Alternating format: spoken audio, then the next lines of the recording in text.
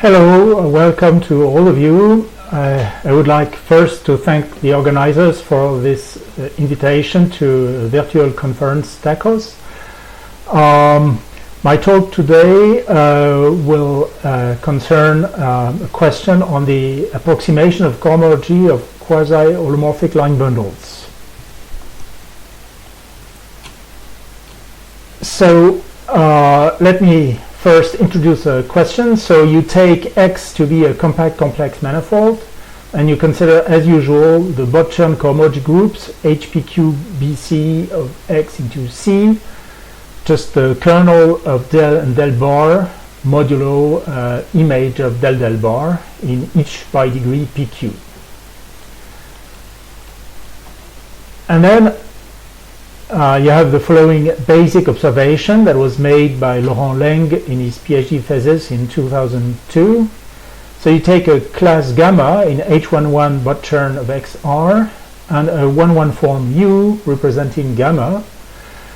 Then there exists an infinite subset S in the natural numbers and a smooth Hermitian line bundle LK HK for each K in S, equipped with a Hermitian connection nabla K, such that the curvature 2 forms associated with the connection, theta K equal I over 2 pi nabla square K, satisfy theta K equal Ku plus beta K, and beta K is small, namely it is of the order of magnitude of K minus 1 over B2, where B2 is the second Betti number of the manifold.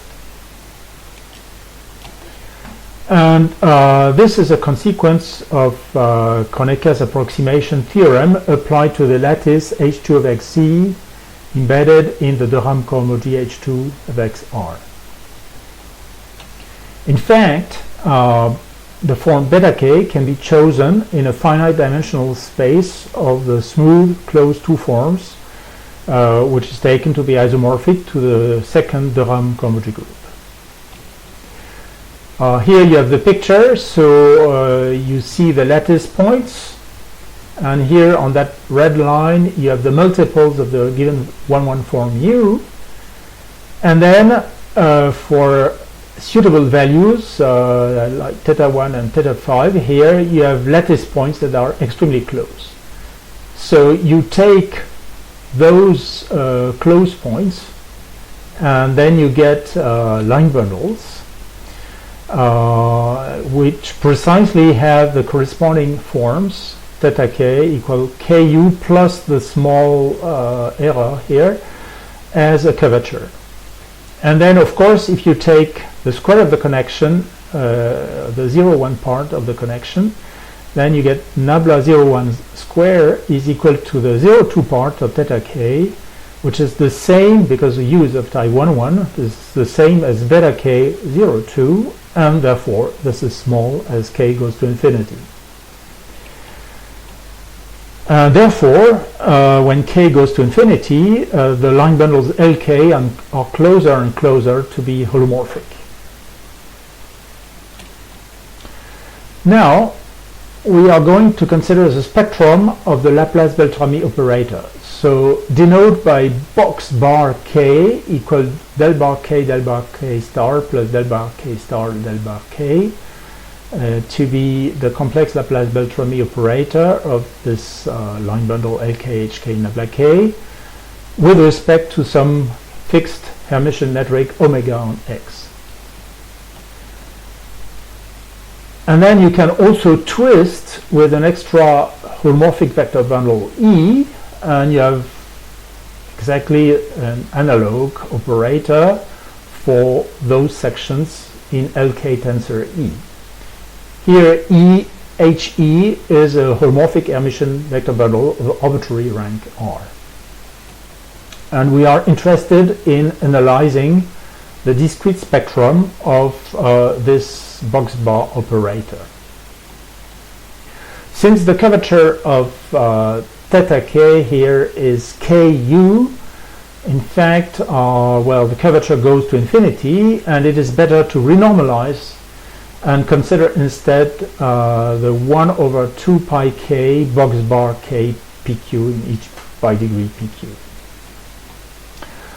Now, for any real number lambda, we define nkpq of lambda to be the dimension of the sum of eigenspaces of this box bar operator for eigenvalues at most lambda.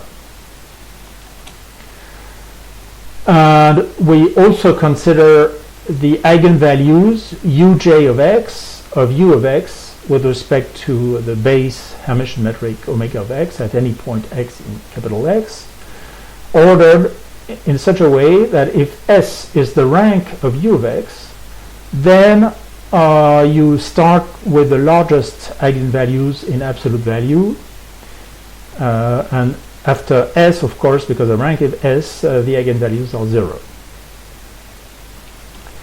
Now, for any multi-index j of length q, j1, j2, jq in 1n, set u capital J of x to be the sum of, should be small j here, of the eigenvalues that belong to the multi-index.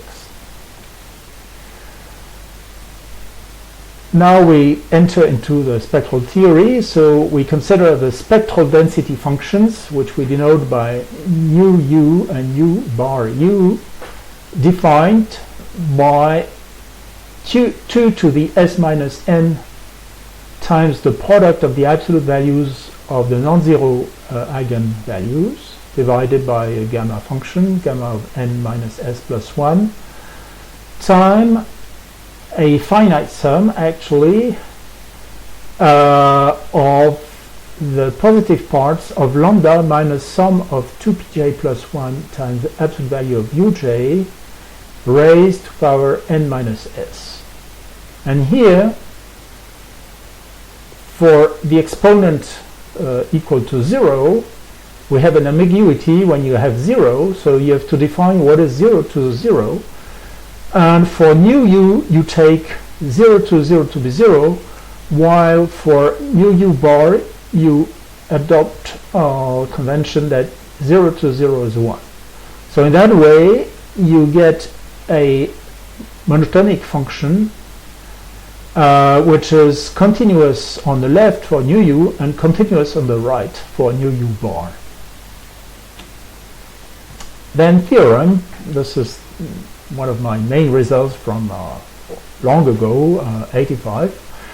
So if you take the spectrum of 1 over 2 pi k box bar k pq acting on pq forms, then it has an asymptotic distribution of eigenvalues such that for every lambda real number, you have essentially a limit of the renormalized ratio k to the minus n times nk pq of lambda, so the count of eigenvalues, which is squeezed between the integrals of the density functions, where you take the left continuous here on the bottom and the right continuous on the upper value, where r here again is the rank of E. And in fact, because you have an increasing function, you have only a countable number of discontinuities, and therefore both terms must be equal outside of a countable set. So actually, you get a limit for almost every lambda, but you don't know which values. Now I'm going to consider a question of approximate cohomology, especially lower bounds. So for the proof, you first estimate the spectrum of the total Laplacian, delta Ka, which is defined as usual. And this is obtained by a usual theory of harmonic oscillators with magnetic and electric fields. And then you use the Bochner formula to relate the box bar Ka and the delta Ke. In fact, the box Ke is roughly 1/2 of the delta plus some curvature terms for each PQ. An important special case is when you consider the zero eigenvalue, of course, because then you get harmonic forms. And then it turns out that the density function that occurs in the main estimate is precisely equal to minus 1 to the q times u to the n over n factorial. So it's essentially a determinant of the 114. Okay, but you have a sign minus 1 to the q, which makes it precisely positive on the q index set. And a corollary of this, which was obtained by my student Laurent Leng in 2002, is that if you take a sequence of eigenvalues that decays slowly enough, namely such that k to the 2 plus 2 over b2 lambda k goes to infinity, then you get a lower bound for the renormalized count of eigenvalues, lim inf k to the minus n nk e 0 0 of lambda k is at least equal to r over n factorial times the integral of u to the n on the 0 and 1 index sets defined by x u q equal to the set of points x in capital X, where u of x has signature n minus q q. So for the proof, you fix delta prime larger than delta strictly positive, and you take k very large, and then observe that the composition of del bar k with a suitable projection yields an injection from the sum of the eigenspaces corresponding to eigenvalues lambda in lambda k delta at level 0 0 into the sum of eigenspaces in the range 0 delta prime by degree 0 1, and the projection pi corresponds precisely to truncating the eigenspaces to those ranges of eigenvalues. In fact, in the holomorphic case, you have del bar k squared equal to 0, and this obviously implies that del bar k commutes with the box operator. Hence, del bar k maps the 0 0 eigenspaces to the 0 1 eigenspaces for exactly the same eigenvalues, and you can even take in that case lambda k to the 0 and delta prime to be delta because there is no shift of the eigenvalues. But in the quasi-holomorphic case, you don't have del bar k squared to be 0, but it's small, O of k minus 1 over b2, and then one can show that the commutator, which is actually equal to del bar k star del bar k squared, yields a small deviation of the eigenvalues.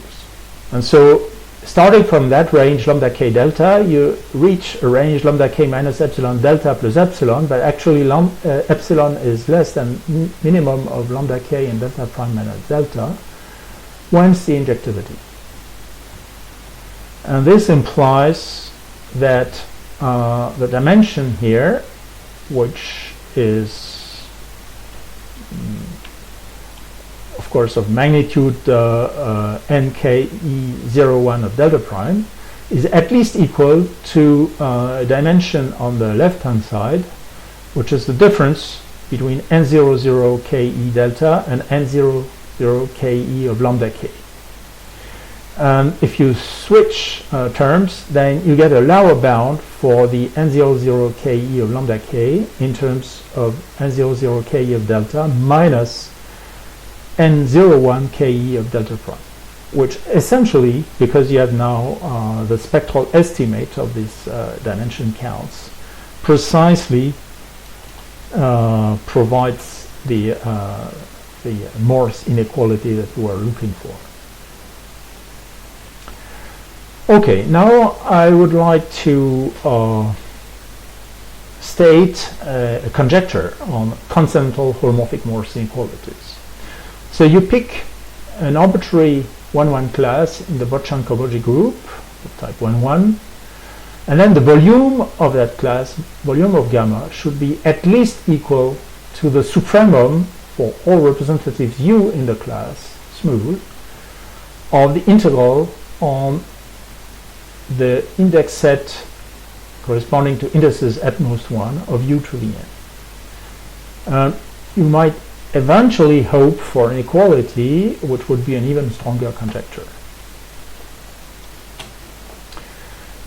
Observe that if you set by definition the volume of gamma to be the growth of the eigenfunctions corresponding to small eigenvalues lambda, so you take the supremum for all representative u of the limit as lambda goes to 0 of the limit of the eigenfunctions count.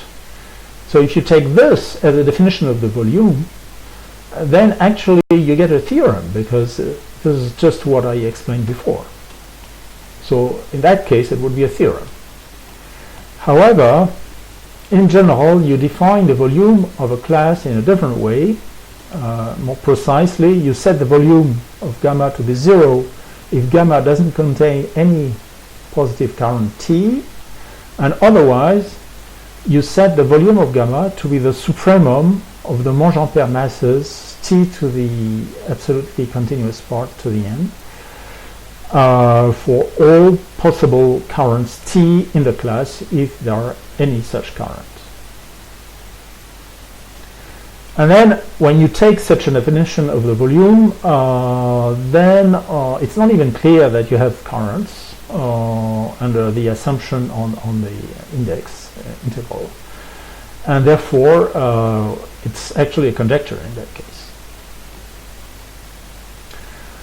The conjecture for such Morse inequalities is known to be true when gamma is an integral class, because in that case you get a holomorphic line bundle LH without any error, and all multiples L to tensor power k are also holomorphic, and therefore the spectral estimates provide eigenfunctions for a zero eigenvalue, namely holomorphic sections sigma k L, a large number. You then get positive currents right away by putting tk equal to 1 over 2 pi k a factor I del bar log of the sum of squares of these holomorphic functions with respect to the Hermitian metric H plus the curvature of the bundle LH. Then this cancels with the log coming from here, and then you get a positive current as usual. And so you prove in that case the existence of currents, and the volume estimate can be derived also from there by standard results such as the Fujita approximation theorem, for instance. In the quasi-holomorphic case, however, one only gets eigenfunction sigma k L with small eigenvalues, so the sigma k are no longer holomorphic, and then the positivity of tk a priori is lost. A conjectural corollary is actually a fundamental volume estimate. So if you pick a compact Kähler manifold, dimension n, and alpha beta to be Neff cohomology classes, then the volume of the difference alpha minus beta should be at least the difference of intersection numbers alpha to the n minus n alpha to the n minus 1 beta.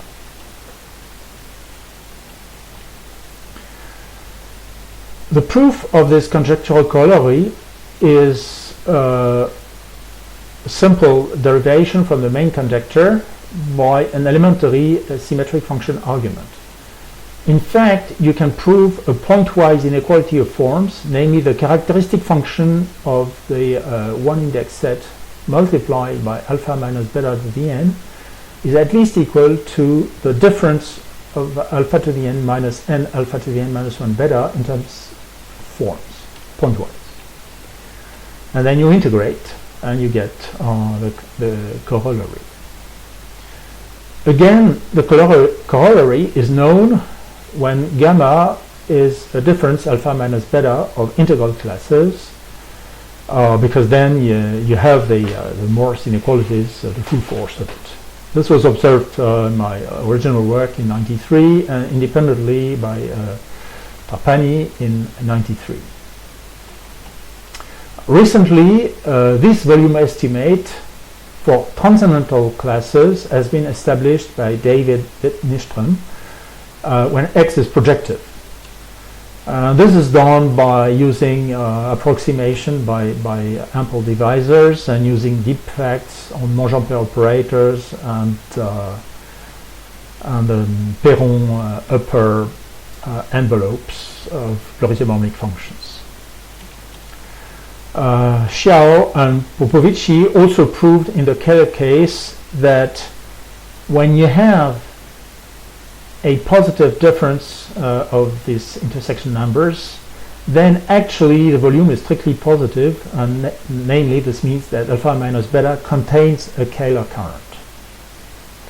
The proof is short but highly non-trivial because it uses the Kähler-Bigelow theorem.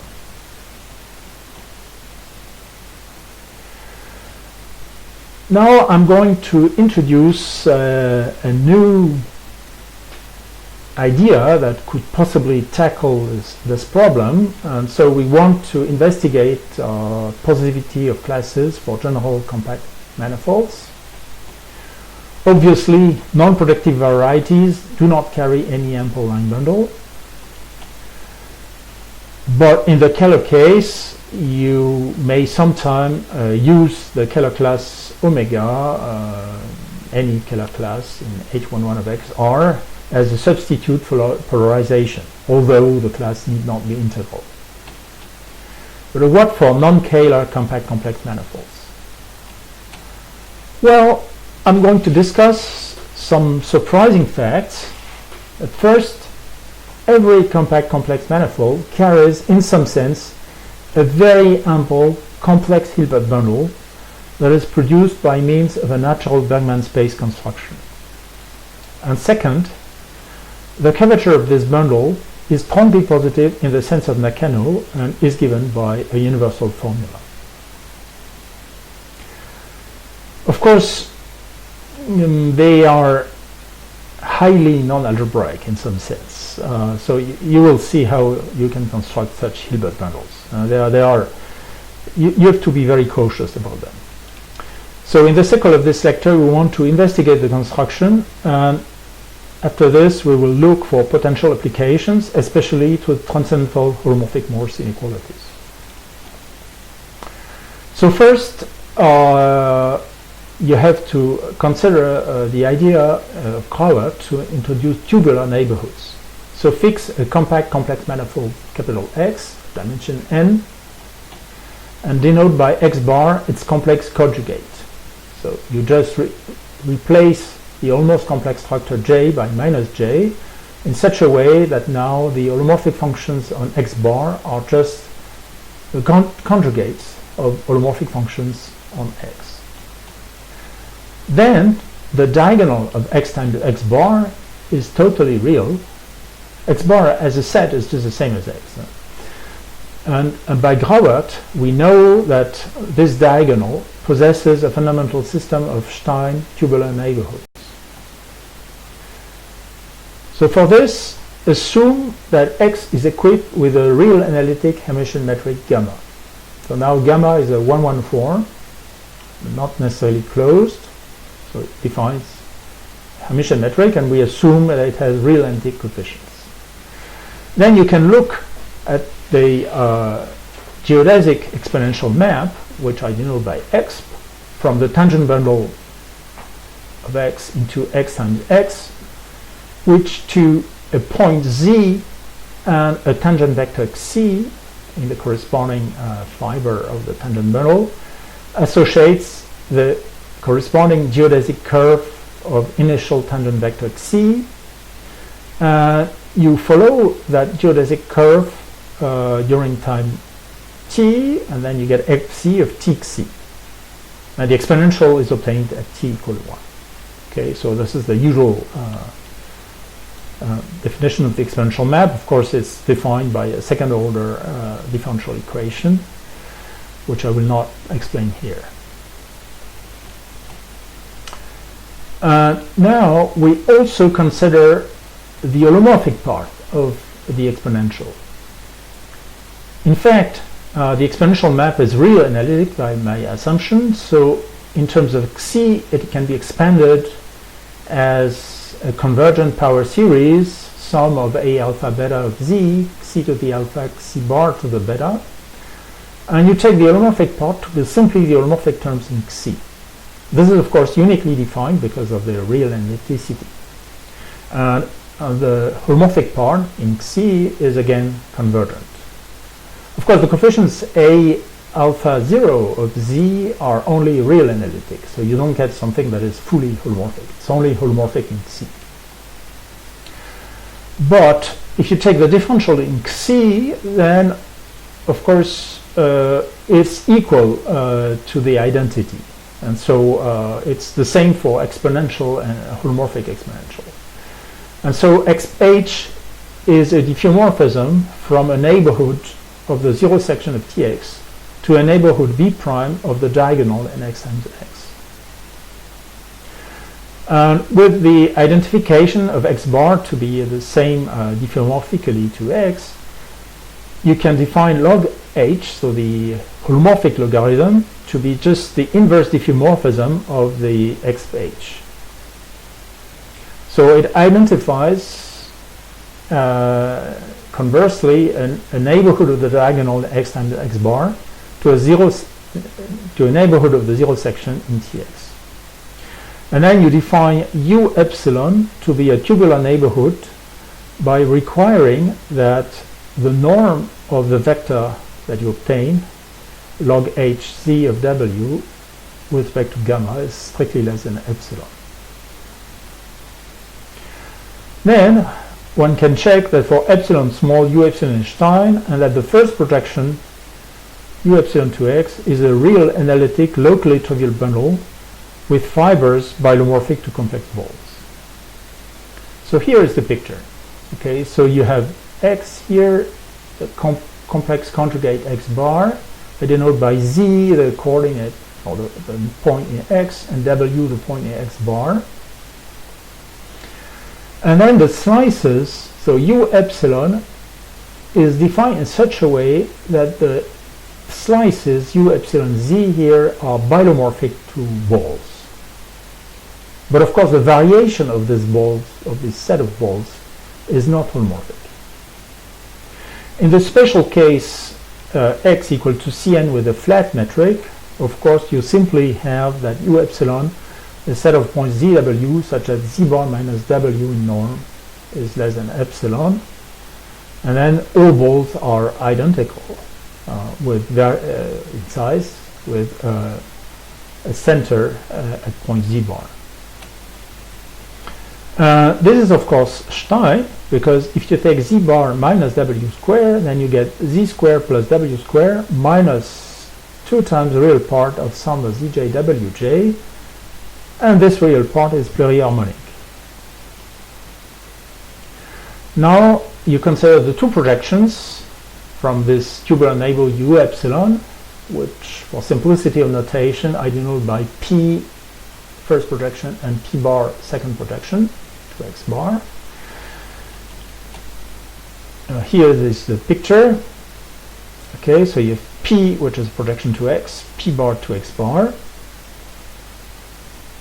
and of course these projections are holomorphic because both vectors x and x bar are complex holomorphic varieties. Now we introduce the Bergman sheaves. So by definition, the Bergman sheaf B script epsilon, which also depends on gamma, so you could denote it by B gamma epsilon, is the L2 direct image B epsilon equal to P lower star L2 of P bar star of O kx bar. So namely, this is the sheaf such that the space of sections over an open subset V of x is defined by B epsilon of V is the set of homomorphic sections F in the pullback of the canonical bundle Kx bar on P minus 1 of V that are L2 on the fiber. So in coordinates you can write this F of ZW equal some component F1 of ZW times a homomorphic form of maximal degree in the W variables, dw1 wedge dwn. Z is in the base open set V. And now you require an L2 condition, which is as follows. So you pick arbitrary compact subsets K in V, and then you integrate over K the wedge product of F and F bar. So now you get maximum volume degree, volume form in the W's. But to get a volume form on the total space X times X bar, you have to multiply by a volume form on X now. So you take gamma Z to the n by definition. And this L2 condition is the reason why we speak here of taking an L2 direct image. You could also consider LP or L infinity, but we are most interested in the L2 case. Clearly, this is an OX module over X, because when you multiply by holomorphic function in Z and K is compact, you preserve integrability, of course. But because it is a space of functions in W and you are on a Stein space, it's of infinite rank. Now you can consider an associated Bergman bundle, not a sheaf, but a bundle. So instead of looking at points Z that vary, you fix a fiber, you fix a point Z0, and then you consider simply the homomorphic function of the slice, and then the corresponding L2 condition of the slice. Then you get a real analytic, and in fact locally trivial Hilbert bundle, but locally trivial only in the real analytic sense, such that the fiber B epsilon Z0 is isomorphic to the Hardy-Bergman space of L2 homomorphic n forms on the ball of radius epsilon in Cn. The Ozawa-Takeboshi extension theorem implies that every such L2 function on the slice can be extended as a germ F twiddle in a neighborhood, therefore in the sheaf script B epsilon in the neighborhood of Z0. And moreover, for epsilon prime larger than epsilon, there is a restriction map from the slightly larger tubular neighborhood B epsilon prime to the bundle. Turns out that the L2 condition on the product doesn't imply by Fubini that you have L2 condition at each slice. Almost everywhere, of course, but not everywhere. And therefore, you don't have a continuous restriction if you would take epsilon prime to be equal to epsilon. But if you take epsilon prime to be larger than epsilon, of course, you are beyond the boundary of the ball, and therefore you get even a bounded function, and therefore L2. And you can easily show that the fiber of the bundle is just the L2 completion of the usual quotient sheaf here by the maximal ideal with the corresponding L2 metric. So now, because everything is homomorphic in this situation, you expect to get a complex structure on this real analytic bundle B epsilon. And you would like that the sheaf just introduced, script B epsilon, is just a sheaf of sections of this homomorphic structure. For this, you can consider the Bergman Dolbeault complex. So you consider the del bar operator from F epsilon Q to F epsilon Q plus 1, where this F epsilon Q is the sheaf of smooth NQ forms, depending on both variables Z and W, expanded in multi-index notation as sum for capital J of length Q of Fj ZW times homomorphic n form in W, wedge now a 0Q form in Z. And here you can take smooth forms, so smooth coefficients Fj of ZW, but you always assume that they are holomorphic in W. So you are holomorphic on the slice. And moreover, you want the coefficients to be also L2 in the inverse image of a compact set K, and also the del bar. So both F and del bar F are locally L2 over compact sets in the product X times X bar. An immediate consequence of this definition is that del bar yields a complex of sheaves, and the kernel of del bar from f epsilon 0 to f epsilon 1 precisely coincides with the script b epsilon sheaf. So you get an exact analog of a situation that you have for a finite rank locally free sheaf or vector bundle. And now if you define L2 b epsilon to be the sheaf of locally L2 sections such that del bar f is 0 in the set of distributions, then you exactly get that OL2 of Roman b epsilon is script b epsilon as a sheaf. Now I'm going to show that Bergman sheaves are very ample. So assume that epsilon positive is taken so small that CZW is strictly plurisymphonic up to the boundary on the compact set U bar epsilon. Then the complex of sheaves is a resolution of script b epsilon by soft sheaves over X, and actually by C infinity modules. And for every holomorphic vector bundle E over X, you have that the Q cohomology group, sheaf cohomology group in script b epsilon tensor O of E, coincides with the Qth cohomology group of the Bergman Dolbeault complex, which I just defined before. And because you are on a Stein manifold, actually the cohomology is 0 for every Q at least 1. Moreover, again because you are in a Stein space, the fibers are always generated by global sections of the sheaf.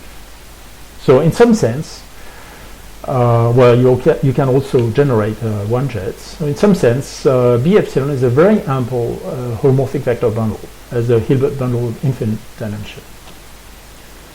And the proof is a direct consequence of Homander's L2 estimates. Of course, you have to extend sections from fibers to the whole space, and this can be done by Homander's L2 estimates. Caution, a big caution. B epsilon is not a locally trivial holomorphic bundle. It's only locally trivial in the real analytic category. But even in Cn, for the flat metric, it would not be locally trivial. As a consequence of the very ampleness, you have the following corollary. So if you take an arbitrary compact complex manifold, an E homomorphic vector bundle, for instance a trivial bundle of rank 1, then you can consider the Hilbert space Blackboard H to be the space of sections of script B epsilon tensor O of E. And then one gets a holomorphic embedding into a Hilbert Grassmannian, capital Psi, from X into the Grassmannian of closed subspaces of H, mapping to every point Z in X the infinite codimension subspace closed as Z consisting of sections F in Blackboard H, such that f of Z is 0 in the Hardy space B epsilon Z. So namely such that f restriction to the slice p minus 1 of Z is identically 0. Of course, this is a condition of infinite codimension. The main problem with this so-called holomorphic embedding is that holomorphicity is, in some sense, a weak one. For instance, this map is not even continuous with respect to the strong metric topology given by the Hausdorff distance of unit balls in the subspaces. So it's the same difference as when you have a continuous operator on Hilbert space and an operator with closed graph, but only closed. Okay, so you have something that sits in between, and it's holomorphic, but in the sense of non-continuous differentials, but only closed differentials. However, without too much trouble, you can define a Chern connection on these Bergman bundles. In fact, you have a natural Dolbeault connection, which is just provided by the Dolbeault complex. And you have a natural Hermitian metric, which is the L2 metric as well. So it follows from the usual formalism that the Bergman bundle B epsilon can be equipped with a unique Chern connection. In a model case, x equal to Cn and gamma the standard Hermitian metric, you can easily compute an orthonormal frame. So it turns out that the monomials centered at z bar are just orthogonal, so you have to multiply by a suitable constant, which appears here, to get an orthonormal frame. And of course, you have a ball of center z bar, so you take the corresponding monomial in W centered at z bar, and you observe that this frame is non-holomorphic. It's of course holomorphic in W, but not in Z.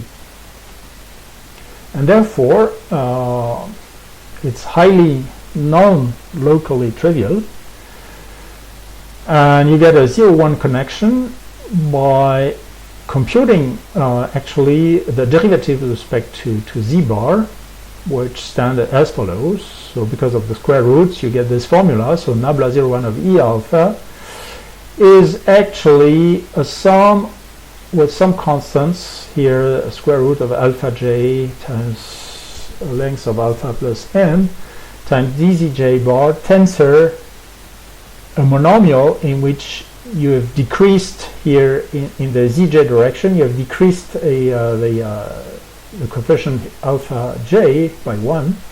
So you have to subtract Cj, which is the standard basis of the natural numbers, monoid. Okay, so you get this formula in terms of the orthonormal frame. And since you have a complete formula for del bar, you can, by adjunction, compute the full connection, and then you get the curvature tensor by squaring the connection. Because you are holomorphic, then you get that the curvature tensor is obtained by the usual formula, nabla 1 0 nabla 0 1 plus nabla 0 1 nabla 1 0, and then you get the 1 1 form into the homomorphisms of b epsilon to b epsilon. But pay attention, maybe non-continuous homomorphisms. And then you get an associated quadratic Hermitian form on Tx tensor b epsilon by the usual formula. So you use the endomorphism and you pair the image by taking the inner product with respect to h.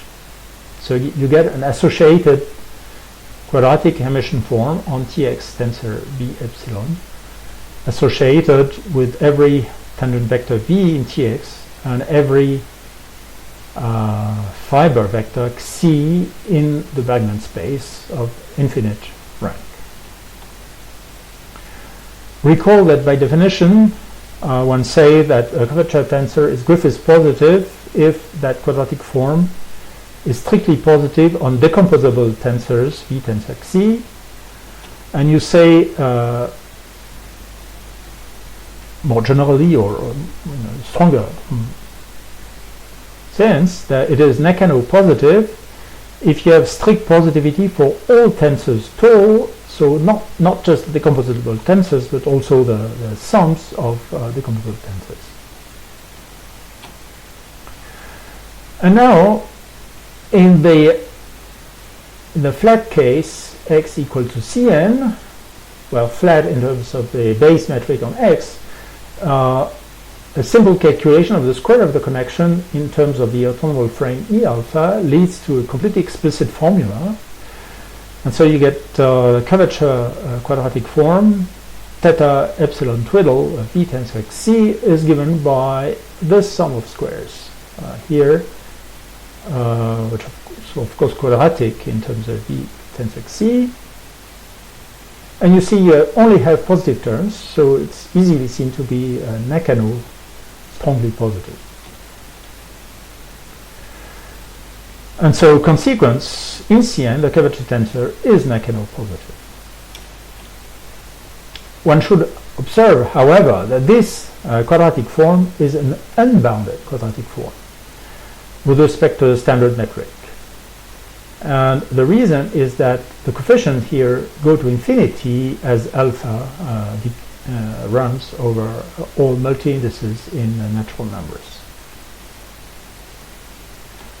However, if you slightly increase the radius of the tubular neighborhood to epsilon prime, then you have a change in the L2 metric, and you have instead coefficients epsilon prime over epsilon, which force an exponential decay of the coefficients xi alpha. And then, because you have only a linear growth of the coefficients here given by the derivatives, then now you are convergent. So although it's unbounded, it's only mildly unbounded, and when you slightly increase the size of the tubular neighborhood, then you get convergent values. Okay, now we're going to a general case of a non-flat metric on an arbitrary compact complex manifold capital X. So non-flat metric gamma, and you consider the associated B epsilon or B gamma epsilon Bergman model.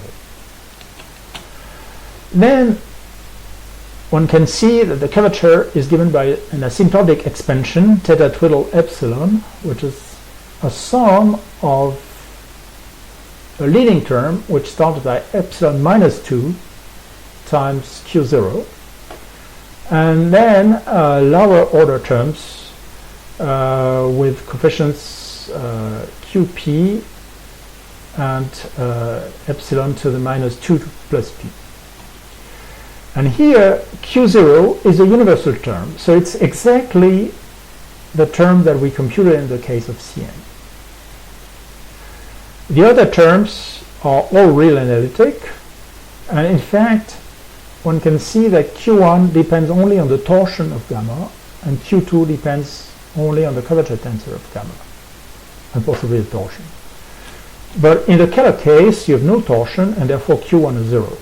So then you have the universal term q0, and then the next term is q2 in the Kähler case.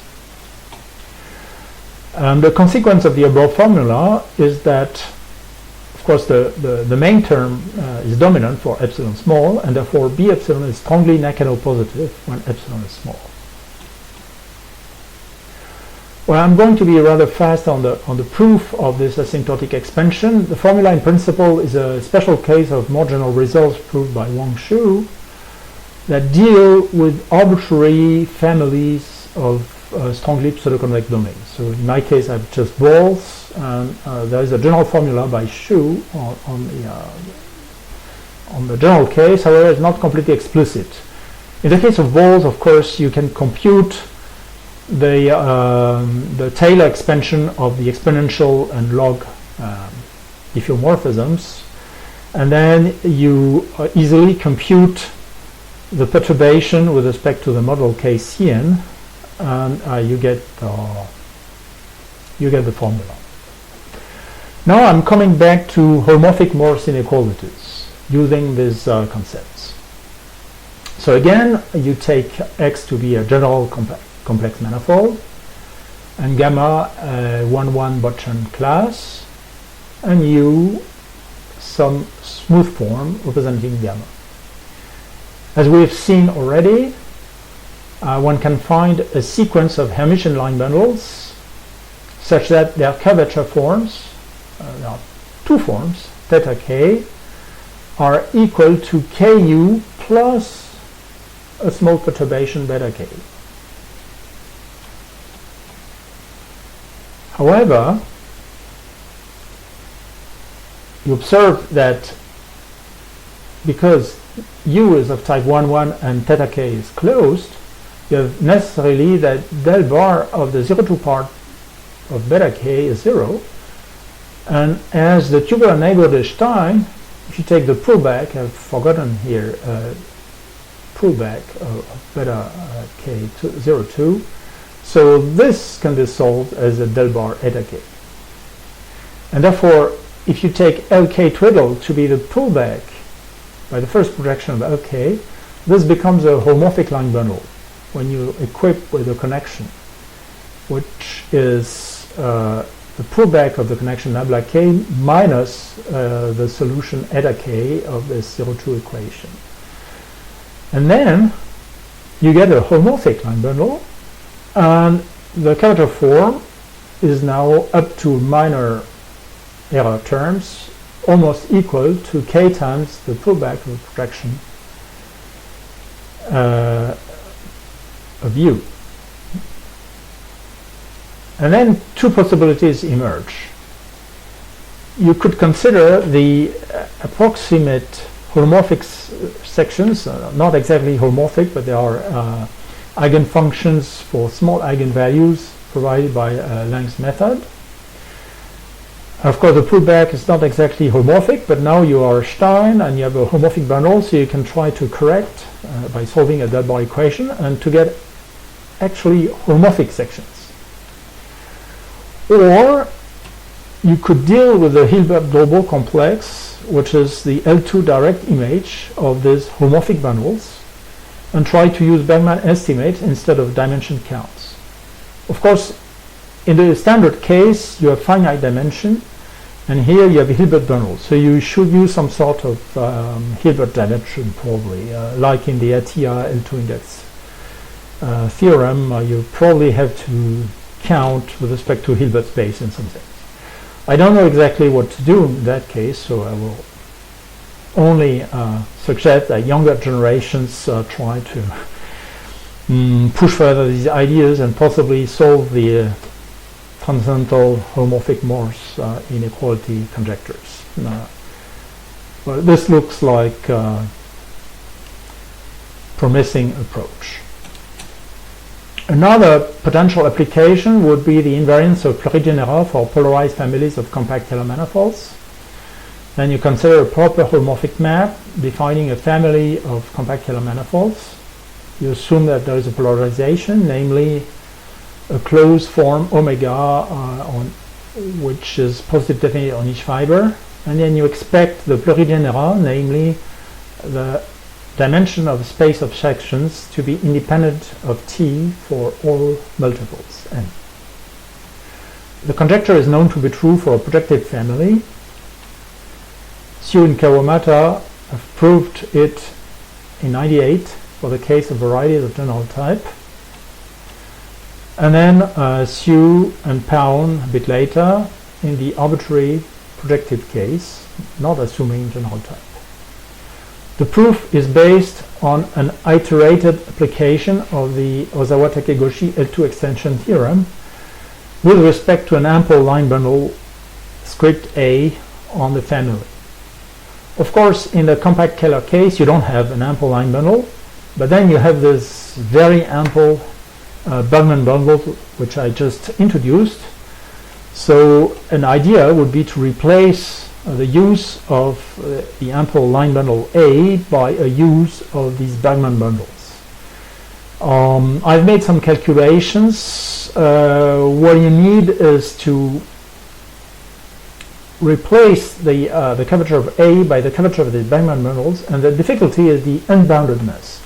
So you have to slightly improve the estimates, and again I hope that by improving the vertical derivative estimates, you might try to use some sort of Nash model method, possibly, and attack the Kähler case by these methods. But for the moment, I will keep this as an open problem, especially for younger generations. Let me stop there. So thank you for your attention. I'm going to stop there.